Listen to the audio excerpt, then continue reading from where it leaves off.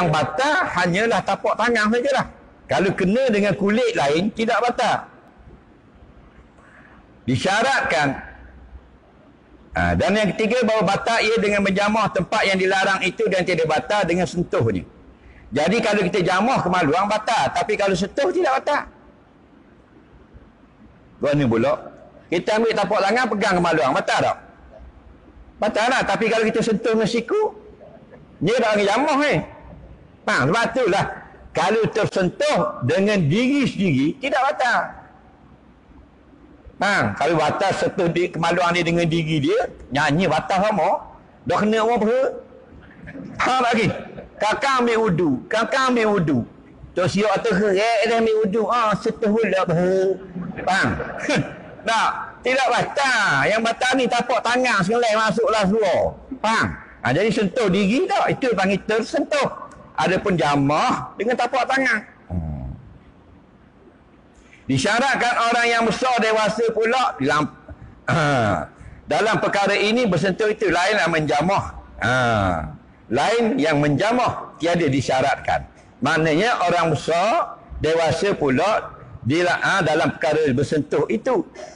Dalam bab bersentuh yang batal wudu, dia kena orang itu sudah besar. Aula mastumun nisa. Ayat ini turun pada kaum laki-laki yang dewasa. An-nisa mana perempuan yang sudah besar. Itu. Mana kalau kita sentuh perempuan yang sudah besar. Mana kalau kita sentuh budak-budak kecil yang bukan mahram, kulit dia, tangan dia, tak batal wudu.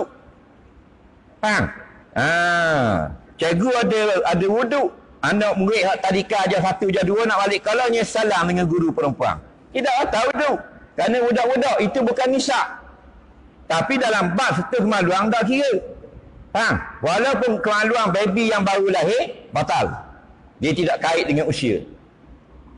Tapi kemaluan manusia saja. Dalam kitab fiqh besar disebut, kemaluan binatang tak batal lah. Dia sentuh kemaluan ikan, kemaluan kerengga, tak batal. Kalau jumpa lah, dah jumpa sudah. Dah.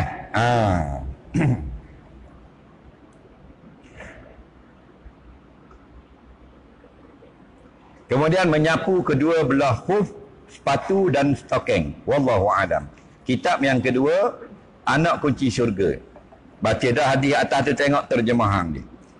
Artinya belajar olehmu akan ilmu kerana bahawasanya belajar itu takut kepada Allah dan menuntutinya itu ibadah. Hingga kepada katanya mengangkat Allah dengan ilmu akan beberapa kaum. Maka menjadi Allah akan mereka itu kaum yang memimpinkan dan yang diikutkan pada perkara-perkara kebajikan, dihikayatkan bekah-bekah mereka itu, iaitu kisah mereka itu, dan diikutkan dengan perbuatan mereka itu orang dulu-dulu, dan disudahkan kepada penilikan dan pendangan mereka itu. Maksudnya selagi kita tak pakar pandangan, tak ikut, tak dengar ucapan dia, tak sudah kerjaan. Dengar ucapan dia, maka jadi sesat masalah. Hebatnya orang yang ada ilmu ni. Maksud di sini, dengan belajar ilmu akhirat, ilmu agama ni, Allah angkat darjat kita. Yarfa'illahu allazina amanu minkum. Nampak? Allah angkat darjat orang beriman. Dan juga lebih lagi darjat orang yang ada ilmu. Orang beriman tak boleh banding dah dengan orang kafir. Tapi kalau orang beriman yang jahil dengan yang alim, jauh lah. Nampak? Jauh. Kita masih lagi dalam kitab Pelita Penuntut, dalam bab menggemarkan belajar. Sebab kita ni tak gemar belajar ilmu agama. Kerana apa? Kerana pulangan tu lah tak nampak. Kalau belajar ilmu dunia, nampak dah. Kalau luluh ni, faham? Kayak gaji 1,000 lah. Ni kalau masuk koh ni 2 tahun, kayak kalau pas kerja 4,000 gaji ni. Waktu jadi galak. Tapi ilmu agama kita tak galak. Waktu orang 60 dah umur, ghairi magdu. 60 dah. Pasal apa dia baca 60 tahun dah usia. Dan kan budak-budak cek baca sedap sebab tidak galak. Batu ulama banyak beri galakkan. Nabi sendiri pun menggalakkan dengan banyak hadis-hadis yang menjadikan kita rasa gemar dan tamak kepada akhirat. Tapi kalau tak terbuka hati, kau dah tahu lah. Dah.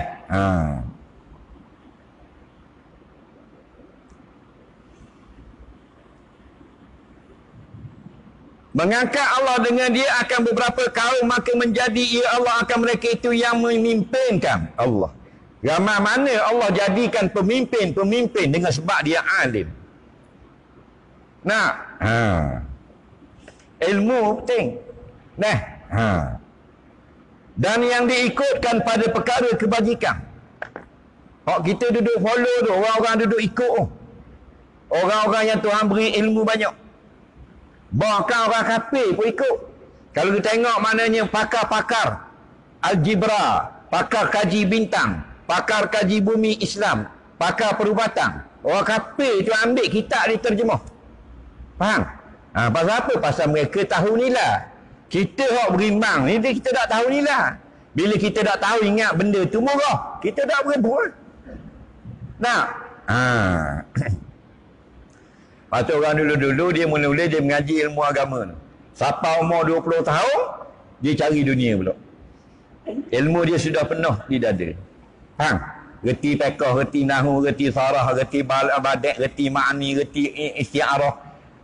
Reti qawafi, reti usul fiqh, reti tafsir. 20 tahun dah mengaji dari kecil. Masuk umur 20, belajar bab dunia dah pula. Tu belajar pasal mozaik, tu belajar baiki kereta Mercedes. Faham? Tu belajar komputer untuk cari dunia pula. Isi ada dah. Faham? Kita dah cari benda tu. Cari dunia dulu. Faham? Kalau boleh tak mau mati faham dunia. Kalau dah leh dah dunia, baru mari sejik cari akhirat. Betul tak? Nampak? Betul tak? Umur 58 dah daftar belajar tajwid. Sama lagi 67 dah baru nak buat ismang, cabut dengan gigi-gigi jatuh tak riba. Faham lagi? Umur 71 dah baru nak nadah sifat 20. Tok guru baca muka surat 8, dia muka surat 18. Tak ada apa nampak dah kata. Kerana apa? Kerana dunia sudah tidak dekat dengan dia. Selagi dunia rapat dengan kita, kita tak rapat dengan Allah. Betul tak? Batu amalan ni mari sebab apa? Bak dunia tak ada. Kacau dunia dia dah. Hari malam ni. Mu nama benda? Ibrahim. Amir. Duduk mana? Gong 5. Mu siap ke apa ni? Nak mari sini. Pukul 4 lebih. Siap dah mu pelawak pukul 4 lebih. Ya, pukul 4 lebih. Duduk pukul 5 Pukul 5 lepas tu ya. Jadi tak ada halangan apa mari. Kalau ada halangan mari tak? Mu siap-siap kawan muka, kawan lama 2 tahun tak jumpa. Dia kata ni mu tulis turun cerating tak. Mu kata tak boleh nak mari. Amir kata tak boleh malam ni ada kuliah. Kalang pandang, faham? Tak betul dah ada kuliah. Aku bawa duit mu utang mu itu 47,000 ni. Mu ambil ni cerating. Mu mari sini kan mu pergi cerating. Jangan pelawak dalam masjid ni. Jawab, dia ni. Cerating, tengok. Bagi. Tu duduk depan. Belakang memang ada cahaya. Kau berat tu. Itulah kita. Jangan kata-ngata, faham lagi. Jadi Allah beri kita nikmat. Dunia tidak menghalang kita. Kalau dunia halang kita, mampu kita. Terjun macam orang lain jugalah kita. Dak nak mengaji, dak nak dengar. Dak duduk latong. Batu bayar balas dah budi Allah. Beribu orang mati Covid. Kita hidup. Betul tak? Kalau sesok nafas, orang pergi pinjam gas, salah bahan gas masuk, macam-macam pasien. Tak, ramai dah mati. Kita hilang saudara, hilang kawan-kawan. Tiba-tiba kita hidup. Start belajar ilmu agama. Kenapa? Budi Allah panjangkan usia kita. Betul tak? Dihikayatkan bekah-bekah mereka itu. Kalau ada ilmu, Mati dah orang cerita lagi. Dalil tengok. Ulama-ulama salah. Imam mazhab salah. Imam Hanafi. Tahun 90. Bukan 90. Tahun 90 dia. Faham? Imam Hanafi itu imam mazhab salah tu. Imam Hanafi, Imam Malik, Imam Syafi'i, Imam Hanbali. Empat orang ni. Sudah 1200 tahun meninggalkan kita. Orang cerita apa hari-hari? Malam ni kita sebut lagi nama dia. Betul tak? Imam Ghazali tahun 550. Tahun 500 Hijrah. Nah. Imam Tirmizi tahun berapa? Ibnu Majah, Abu Daud, Bukhari, Muslim, Imam Dailami. Faham? Itu semua tu 1000 tahun belaka ke atas. Orang sebut lagi nama. Orang sebut lagi. Orang cerita lagi. Kita agak-agak kalau kita mati 1200 tahun, orang cerita lagi hari ni. Cerita mana kita hidup orang cerita dah. Kalau mati, lu fikir sendirilah. Faham lagi? Kenapa? Allah muliakan mereka. 1000 tahun, 1200 tahun.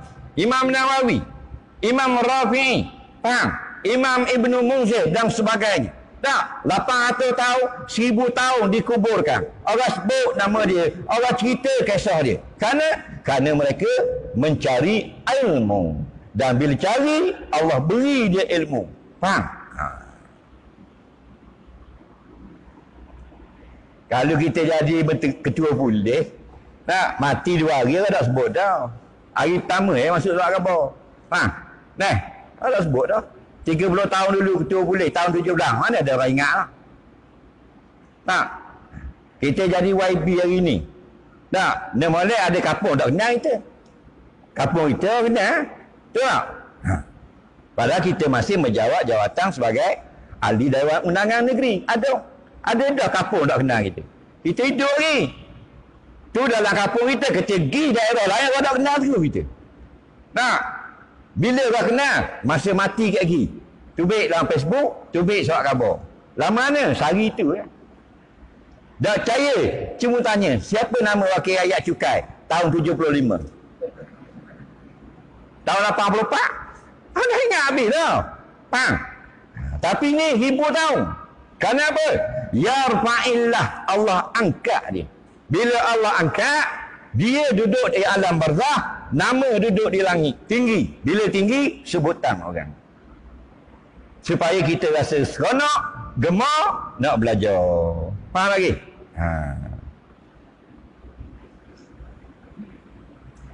Dan diikutkan dengan perbuatan mereka itu, orang ikut. Orang ikut amalan dia. Nak, zikir-zikir dia, doa-doa dia banyak kita tengok. Nak, sahabat dan sebagainya. Sahabat tu Abu Hurairah, Ibnu Mas'ud, Ibnu Umar, Aisyah, Abu Bakar, Ali, Usman dan sebagainya. Itu semua tu ribuan tahun, 1400 tahun. Nah, bila Allah angkat, tidak akan jatuh dulu, kini, selamanya. Kenapa? Kerana mereka mendalami ilmu, kenal akhirat, dengan sebab selalu berdamping dengan Rasulullah SAW. Dan disudahkan kepada penilikan dan pandangan mereka itu. Hebatnya orang dulu-dulu ni, tubik suara dia baru selesai masalah. Faham? Duduk bala orang ni kata tak apa, orang ni kata haram ke apa ni? Tak kemah. Berkata Imam Syafi'i, kemah dua lah. Padahal bukan orang sini, bukan orang learning, bukan zaman kita. Kita duduk bahas ni 2 jam dalam dewan. Faham tak? Bini-bini dah putus hukum. Nah, tiba-tiba mari seorang, qala Syafi'i rahimahullahu ta'ala fil berkata Imam Syafi'i dalam kitab al-Um kaza wa kaza, begini-begini. Sesat masalah. Padahal kita ada dalam bilik masyarakat ni 10 orang ni semua lahir tahun 80, ada 70, ada 90. Tak sesat. Tobik nama orang lama 1000 tahun sesat. Apa? Kerana Tuhan akad dia. Apa?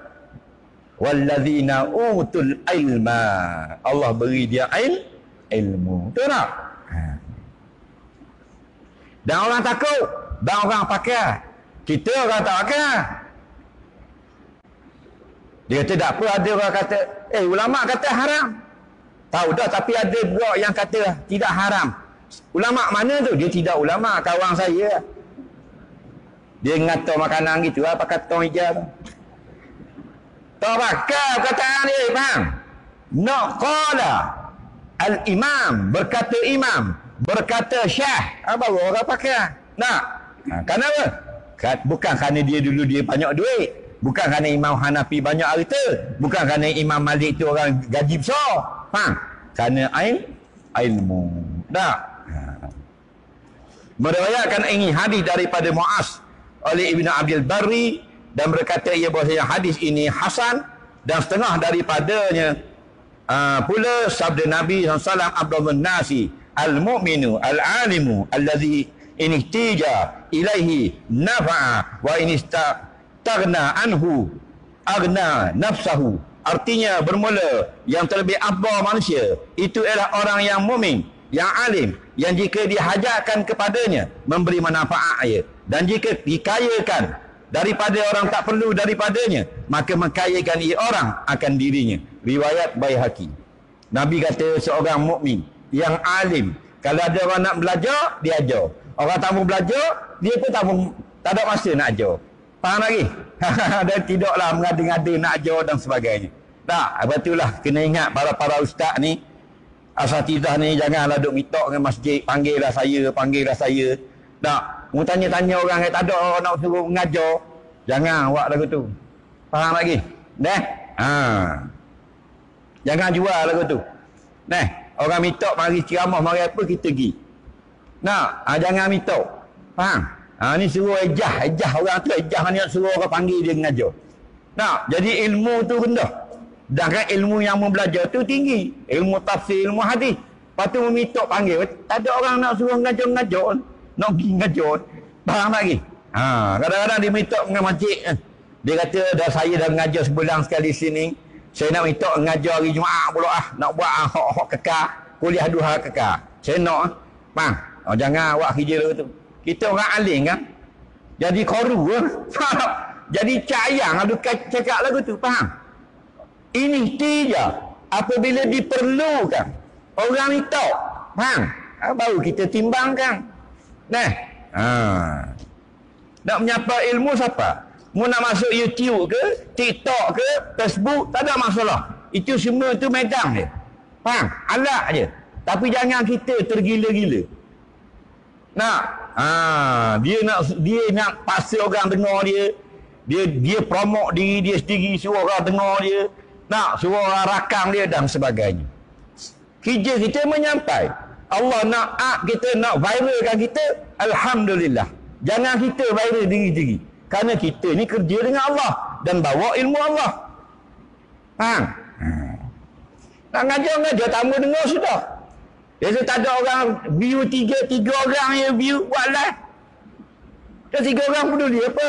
Balighu anni walau ayah, sampaikan daripada aku walau sepatah. Bukan berkait dengan view. Faham? Kalau mudah tengok view, tak boleh kena view tinggi. Tidak, kita tak boleh viti. Pulau negara dah situ. Faham? Ramai orang tengok, alhamdulillah. Tak ada tengok, namamu sudah disebut di langit. Dan YouTube dah bayar, Allah bayar. Dan kalau YouTube bayar, 2. Akhirat dah dapat, YouTube dapat. Faham? Ni dah, sebelum kita sambung hadis yang kedua, jangan lupa subscribe, tekan loceng.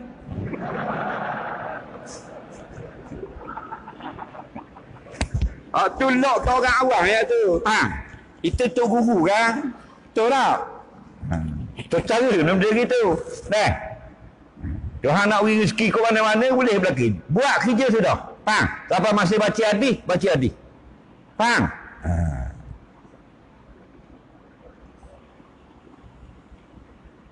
Maka kedua hadis ini menunjukkan suruh mengikut akan ulama-ulama, iaitu soreh jelas pada hadis yang pertama dan mafhum pada hadis yang kedua.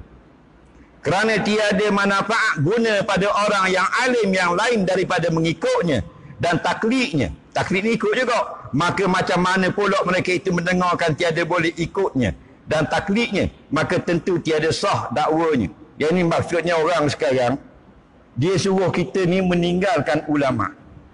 Banyaklah ni kataan-kataan jahiliah. Sebab sekarang ini media sosial. Faham?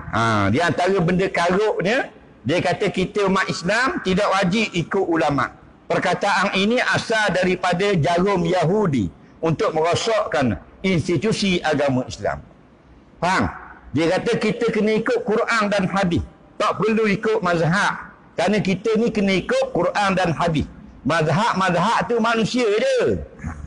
Kita orang bodoh ni, ya juga. Nah, ada seorang budak, dia ni baru-baru dengar Quran, tapi dia dengar hak belum mengarut. Nah, dia kata, ustaz nak tanya soalan. Dia kata, pasal apa kita ikut akidah Asy'ari? Faham? Asy'ariyah tu Imam Abu Hasan Al-Asy'ari. Faham lagi? Kenapa kita ikut akidah Asy'ari? Kan kita disuruh ikut akidah Nabi. Nampak? Kita tanya balik. Yelah, itu yang pelik ni. Habis jadi sesat kita sekarang. Dia ikut ke hadis Bukhari. Kenapa tak ikut hadis Nabi? Dia jadi pening. Awak ikut hadis Bukhari ke hadis Nabi? Dia kata dah. Hadis Bukhari tu hadis Nabi. Akidah Asy'ari tu akidah Nabi nya. Cuma dia yang menulis, dia yang menyusun. Popular dengan nama dia. Hadis Bukhari itu bukan Bukhari punya hadis. Dia yang kumpul hadis Nabi. Hadis Muslim bukan Imam Muslim punya ucapan. Dia tukar kumpul hadis Nabi. Orang panggil hadis Nabi, orang panggil hadis Muslim. Orang panggil sahih Nabi, sahih Muslim. Faham? Alah bala. Kata kalau bodoh dia belajar. Jangan cuba nak mengajar. Faham? Bukan akidah Imam Asy'ari, akidah Islam. Disusun balik kerana umat telah menjadi sesat. Dengan memegang pegangan-pegangan yang sesat daripada kerajaan Mu'tazilah pada masa itu. Datang Imam Abu Hasan Al-Asy'ari mengingatkan balik dengan hadis-hadis ayat-ayat tentang akidah yang sebenar. Jadi pengumpulan ini disebut pada zaman salaf dengan nama akidah Asy'ari sampai zaman kita. Bukan dia punya, Islam lah. Kerana nama dia di belakang. Faham lagi?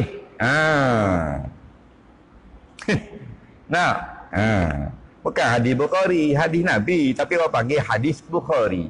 Kerana Imam Bukhari yang kumpulkan. Bukan akidah itu Imam Asy'ari punya. Itu akidah Islam. Imam Asy'ari yang mengumpulkan. Faham? Maka jika berkata mereka itu bukan dikenaki dengan tidak boleh ikut ulama dan taklid ulama itu atas itlaq, hanya tiada boleh mengikut dan taklid pada yang menyalahi Quran dan hadis. Kemudian ada geng-geng ni dia kata kita bukan larang ikut ulama, tapi kita suruh ikut hak betul je. Jadi dia pula betul, ulama dah betul. Ulama-ulama ni bukan netizen. Faham lagi? Tengok tak? Dia bukan macam kita, bukan kelas ustaz.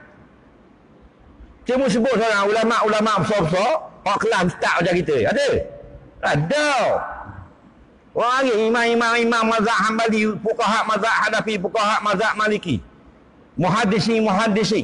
Imam yang ikut mazhab tu siapa? Dia kata ikut mazhab ni tak betul. Yang ikut mazhab ni siapa? Imam besar hadis. Siapa dia? Ibn Hajar Al-Asqalani. Darjatnya Al-Imam Al-Hafiz. Al-Hafiz maknanya 100,000 hadis duduk dalam dada dia dengan sanad. 100,000. Yang dia tu sampai sekarang seluruh universiti Islam gunakan. Nampak? Ijtihad dia tentang hadis. Laku dia. Dan dia bermazhab Syafi'i. Jadi mung kata orang ikut mazhab ni tak betul, mung pandai pada Imam Al-Hafiz. Faham? Tak menasabah. Imam Asqalani ni buka kitab mana pun. Faham? Kalau bab hadis mesti ada nama dia. Sehingga sekarang orang tak boleh dah nama dia. Orang kata Al-Hafiz. Qala Al-Hafiz. Bila kata Al-Hafiz kena pada Ibn Hajar Al-Asqalani. Kerana dia ni pakar yang di Pertuan Agong sekarang dalam ilmu hadis. Faham lagi? Dan dia bermazhab Syafi'i. Dalam bab fiqh. Dia ikut hukum-hukum fiqh. Hukum jual beli, hukum apa? Dia ikut mazhab Syafi'i. Dan kan dia itu imam fil hadis. Jadi guna ke otak kita. Jangan bodoh tu. Takkanlah ustaz-ustaz ni pandai pada imam Ibn Hajar sekolah ni tak munasabah. Nak banding dengan imam sekolah ni dengan selipar dia tak setuh dah. Sebab dah. Maka batallah pula dakwanya itu dengan 3 wajah. Yang pertamanya menyalahi zahir hadis yang pertama itu. Kedua, tiada dikatakan taklid serta mengetahuikan dalil-dalil mereka itu. Ketiga, tiada dapat sekali-kali daripada perkataan ulama yang menyalahi Quran dan hadis sehingga terkadang dijelaskan pada perkataan ulama dan tiada disorehkan pada Quran dan hadis, maka dimemadakan dengan mafhum dengan yang dipaham, kerana beberapa banyak hukum-hukum memada dengan mafhumnya saja, yang dipahamnya saja. Sebab itulah hadis-hadis Nabi tak cakap macam kita panjang-panjang lebar. Nabi cakap pendek-pendek saja. Kerana perkataan Nabi ni ialah qalilul lafzi wa kathirul makna. Sedikit lapas, maknanya banyak. Itulah kelebihan Rasulullah. Kita banyak lapas, makna tak ada boleh bersekateng dah dipakai. Faham tak? Buah daripada pukul 6.30 lepas mayang subuh, dah kopi sampai pukul 11. Sutih habuk dah dipakai. Faham lagi? Nabi ucap sepatah je. Man somata naja. Siapa yang diam selamat. 200 muka lebih. Ulama kayang. Dia punya makna dia. Faham lagi? Jadi ada orang kata kita kena ikut ulama hak betul saja. Ulama hak salah dah boleh ikut. Maknanya ulama ada gak tak pandai Quran. Tu bukan ulama orang dah ikut gitu. Faham? Imam-imam besar yang jadi ikutan dunia sekarang ni semua itu imam mujtahid. Faham lagi? Bukan imam surga. Bukan imam masjid. Imam masjid lain. Ambil wuduk, mayang nak balik ketuk. Dan ada juga pada setengah, wallahu a'lam. Sebelum kita jawab soalan pada malam ini, saya diwakilkan oleh pihak masjid untuk melancarkan kutipan sumbangan derma. Sumbangan tuan-tuan perempuan pada malam ini untuk bagi pihak pengurusan Masjid Pekalan Pandan Kemaman ialah cadangan pasal 1 menambah ruang solat, lebih kurang 66 kaki kali 48 kaki. Belanjanya lebih kurang RM90,000. Bukan malah ni nak RM90,000, nak royak. Jadi sumbangan tuan-tuan dan perempuan akan masuk dalam tabung RM90,000 ni.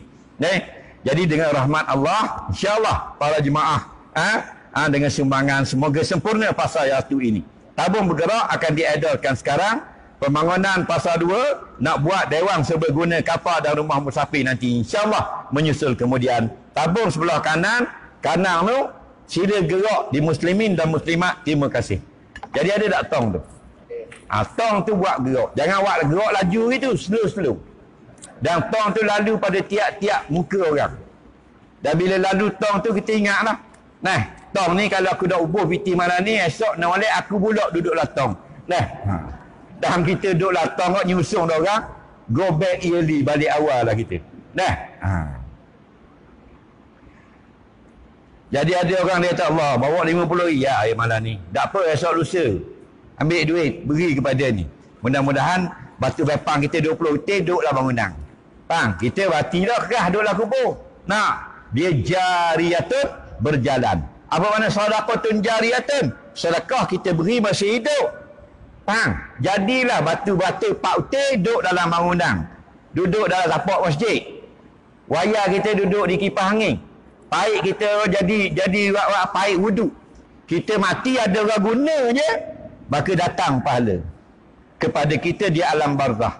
Pahala tu tulis dalam buku amal. Kesang dapat tulis tu cerah kubur. Allahu Rabbi.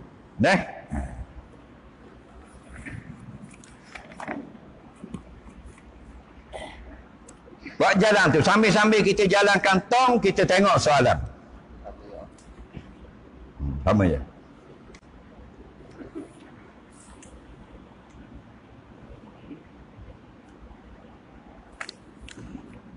Oh, dia ni tulis tangan belaka. Kat masjid dia.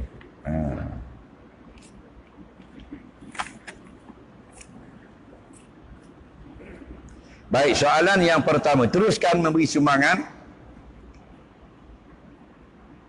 Saya selalu bayangkan wajah orang yang saya suka tersenyum. Apakah dibolehkan? Dia suka kepada seseorang. Contohnya dia suka kepada sahabat dia. Jadi kadang-kadang dia khayal muka sahabat dia duduk senyum dalam khayalan itu. Pokoknya tidak haram, tapi jangan sampai lara. Pada khayal gitu je pacerah. Dah mayang dok apa dok. Faham? Yang kata zina mata tu dia suka pada perempuan. Kemudian dia khayalkan perempuan itu mandi telanjang depan dia. Itu diharamkan. Walaupun tidak dosa besar, dosa kecil, tapi tetap dilarang.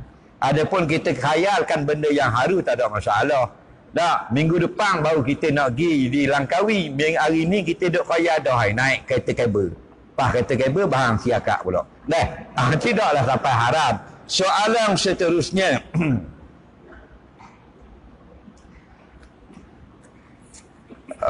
Kita sembelih lembu seekor di Sudan untuk orang miskin, duit orang ramai dalam 1,000.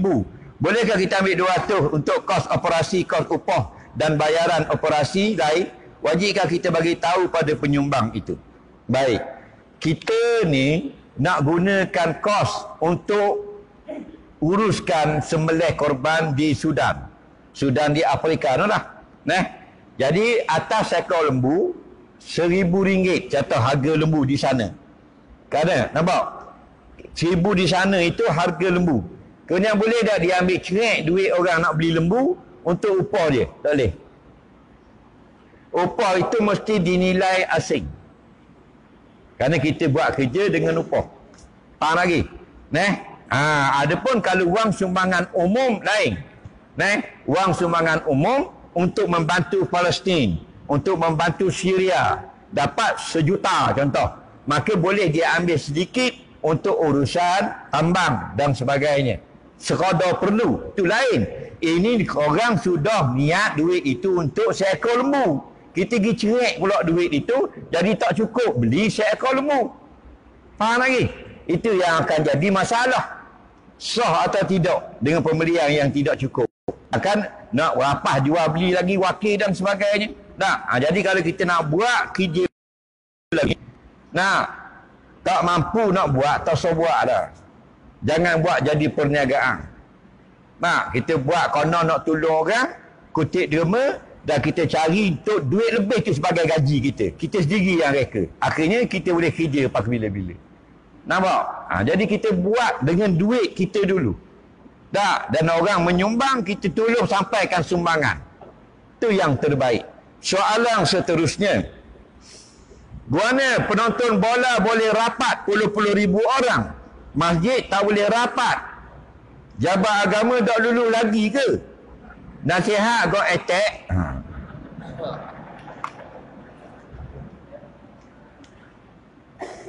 Sebab tu kita perlukan pemerintah, pemimpin, orang-orang yang berkuasa di dalam negara kita ialah orang yang cakna akhirat. Selagi tak ada kerajaan yang cakna akhirat, pemimpin yang cakna akhirat, beginilah jadinya. Kita memang mengharapkan dah pemimpin yang ada, tapi nampaknya macam tak boleh harap. Minta maaf lah. Walaupun kita tidak ada kuasa penuh untuk mengangkat hukum peraturan SOP dalam masjid, sekurang-kurang kita bersuara. Pemimpin-pemimpin Islam negeri, sama ada menteri besar, esko dan sebagainya, sepatutnya tegas bersuara, memohon Kuala Lumpur untuk secepat berbincang dan sebagainya untuk membuat keputusan. Kerana rakyat menanti-nanti, kerana rakyat sudah melihat tempat hiburan dan sukan tidak lagi ada SOP. Jadi kamu kena bersuara supaya disegerakan. Walaupun kamu tidak berjaya, tapi suara itu wajib. Bersuara itu wajib. Faham lagi? Tapi bersuara itu pun tidak. Ini yang kita jadi kita haraplah, kita masih menanti lagi lah. Kalau ada nanti kerajaan di dalam Malaysia ini yang pemimpinnya cakna. Nampak? Kita kan marah bola duduk rapat, tapi kita nak rapatkan jugalah Di masjid-masjid, kerana apabila sudah tidak ada lagi bahaya rapat, yang dibenarkan oleh kerajaan pada tempat-tempat bersokang, maka kenapa tidak dibenarkan? Bukan kita suruh buat keputusan, tapi berilah satu jawapan.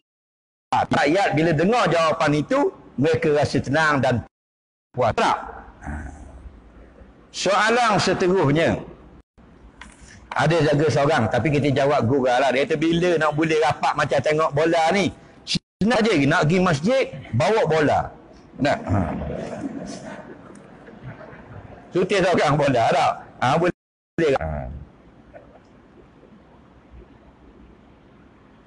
Boleh tak saya takbir, lepas tu saya berhenti dekat Allah dan baca niat satu, lepas tu sambung. Sebab saya sangat susah niat secara stokor gitu.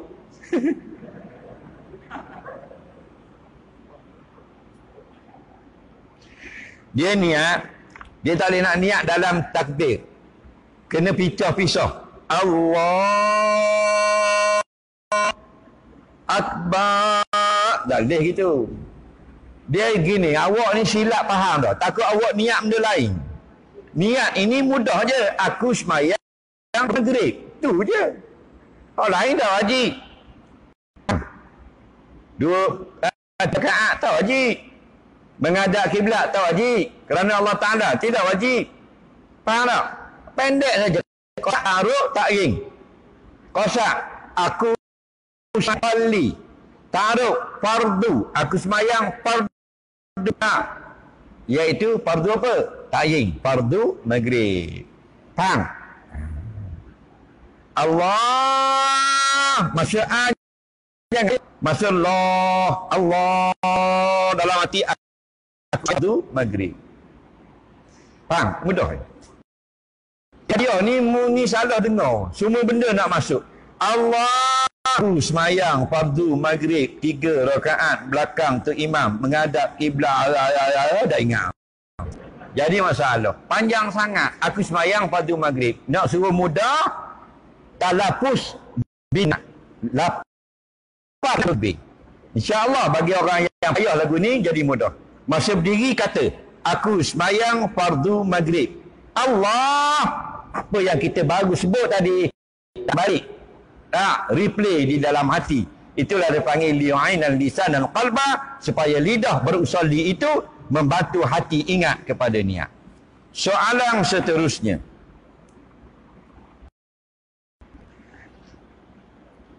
apakah maksud zalim? Zalim ni kata orang je.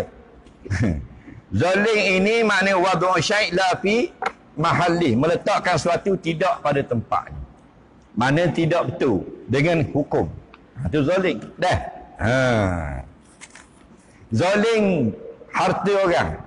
Harta orang dia ejah-ejah jadi harta dia. Itu zalim. Faham? Tanda yang patutnya terbuka, tapi dia ejah dengan YB dengan apa, dia boleh ke dia. Itu zalim. Faham? Makan haram belaka.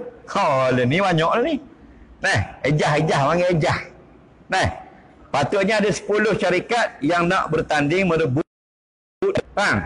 Maka dia undi mana-mana yang letak harga yang bersesuaian. Kata ada 3 syarikat harga yang sesuai. Faham? Salah satu akan mendapat tender.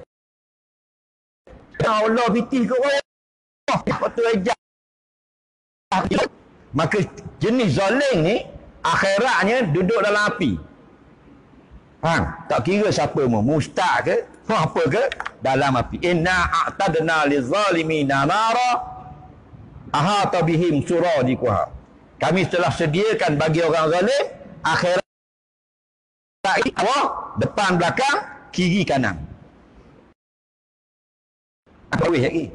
Jenis ejah projek.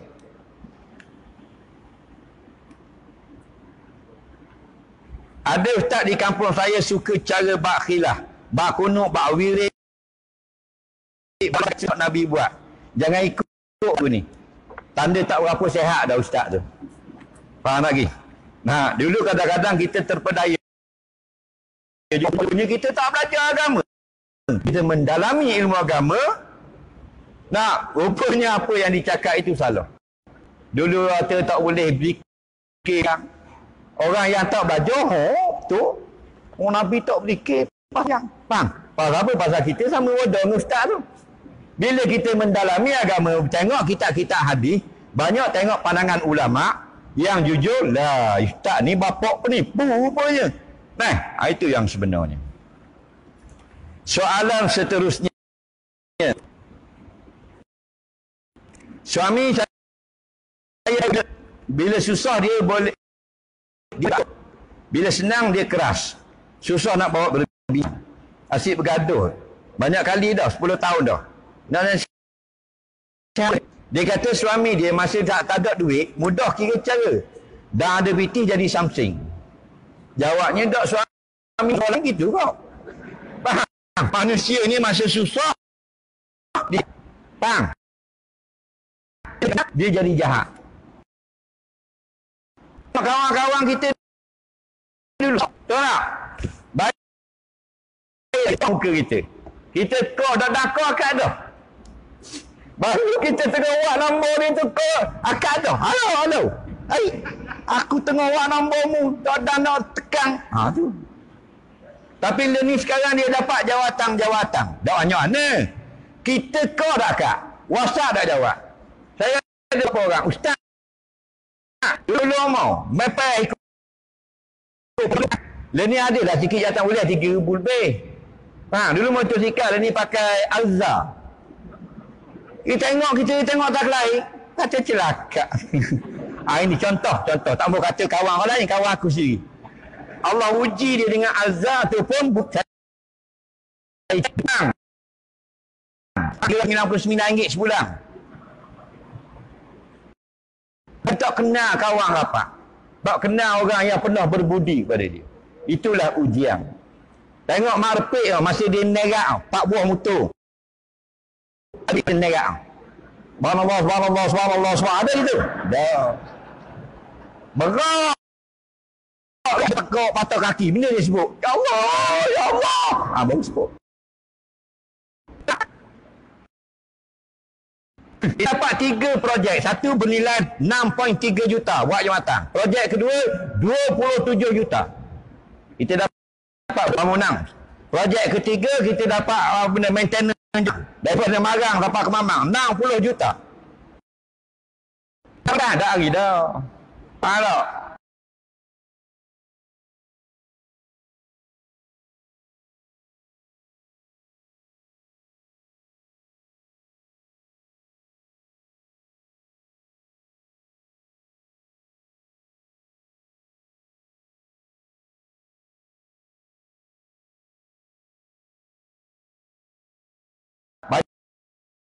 Tak?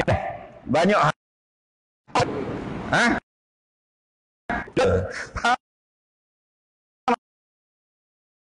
Salah, mu tak tengok wayang.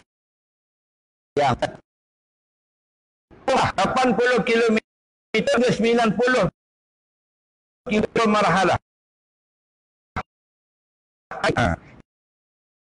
Mana kering?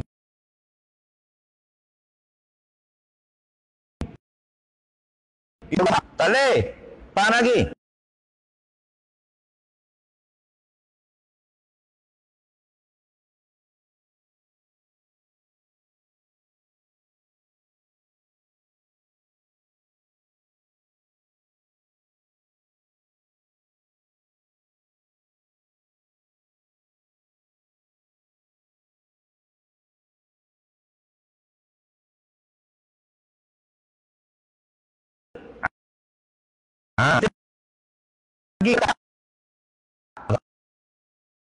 Kalau